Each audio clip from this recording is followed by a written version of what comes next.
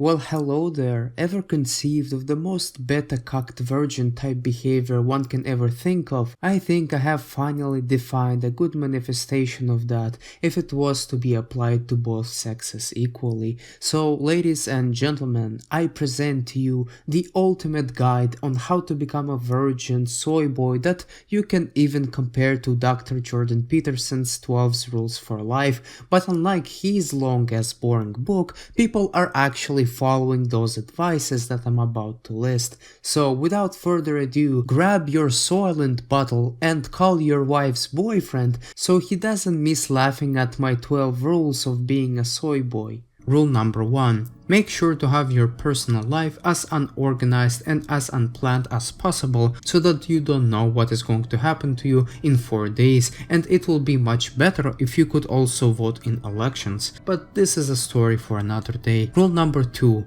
Never take responsibility. I think it's not a hard rule for one to follow because at the end of the day, most people are already following that rule, so you might as well join the crowd. If on the other hand you personally feel any remorse of responsibility or even guilt for your actions, make sure to have it consume your entire being so that you can be depressed and unorganized as possible, and as a result of that, you will finally conceive yourself as not the master of your own destiny.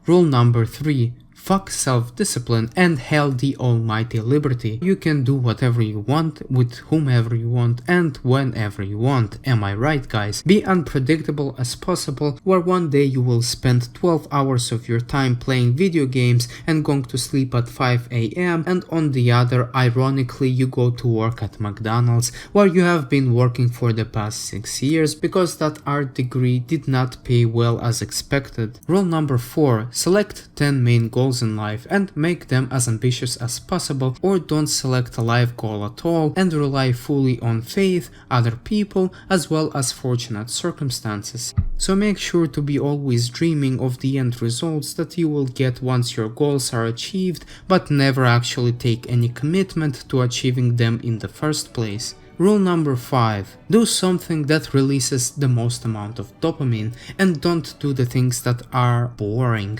like reading a book or something like that. You live only one life, so it's important for you to have as much fun as possible before you turn 30. LSD, unprotected sex, unhealthy food, you should try all of it and even more before your body eventually malfunctions from it at the age of 40. Rule number 6. Worship some celebrity and try to be exactly like them, because celebrities always know what's best. Pick a role model such as Cardi B or Logan Paul or even Destiny in the political realm, and attempt to structure your life the same way as they did, but also adopt their behavior, because that will ultimately bring you to success and respect. Rule number 7. Hang around with a lot of friends. It is much better if you do so in a large group of people, as well as change your friend circle all the time, because that way you would not be able to remember nor appreciate any of them and will not build any meaningful long connections in the future. Keep your friends for your own benefit and casual NPC style conversations, and never discuss anything of high value,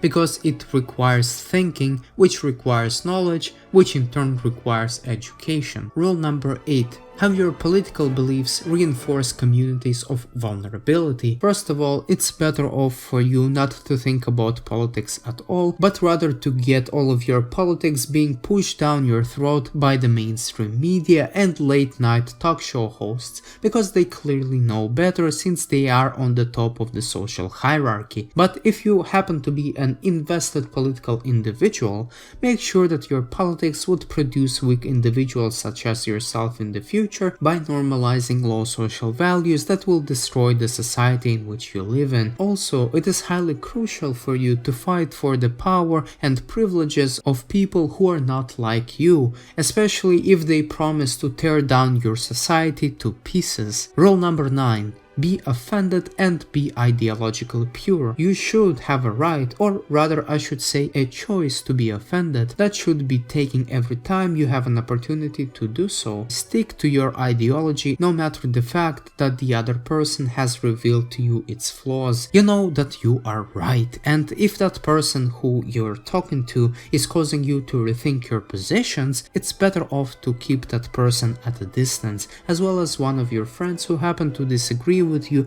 on one issue that makes you perceive your friend as not pure or moral enough to be associated with you, because as a weak person, you may not claim a superiority in knowledge or even strength, but one thing is always easy for weak people to claim is a moral high ground, because that simply requires you to essentially adopt a popular opinion of a given society in which you live in. Rule number 10. Be an egoist. Individuality has brought you already a series of excuses not to help your fellow man. Try to maximize the fruits of it as much as possible and exploit other people as well as disrespect them to the fullest potential, as long as you get a benefit out of it. Your body, your choice, and you don't owe shit to anyone. Rule number 11. Trust Soyience, while at the same time believe in conspiracy theories. I mean, things that you hear in the media. Make sure to scream as loud as you can that science is the truth and is not biased in any way or tied to power relations and the current norms of society. Now remember, all of your political beliefs are supported by science, while the beliefs of your opponents are not,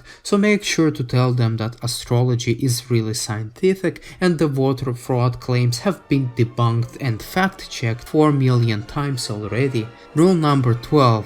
View the world through lenses, and thankfully you have a very good selection of those. On one hand, you've got moralism, on the other, there is that queer theory, intersectionality, feminism, and much more. If you limit yourself to interpreting facts in a particular way and ignoring the facts that go against your worldview, life will be so much easier, because you not only will not suffer the consequences of having a cognitive dissonance, but also stay in your safe space where you are never exposed to information that will contradict your deep-held world beliefs. So that was the concluding part of the previous video, and if you got offended by this video, then you're probably already doing a pretty good job at mastering most of the rules that I just laid out for you. Please continue your wonderful journey towards total soyboyery and let me know how you feel like in 10 years from now. But if you like what you saw, go ahead and subscribe to this channel and stay tuned for my next video that is going to be a rather serious one unlike this one and will touch the important subject of white privilege, and boy oh boy, you will be surprised to what I have to say about it.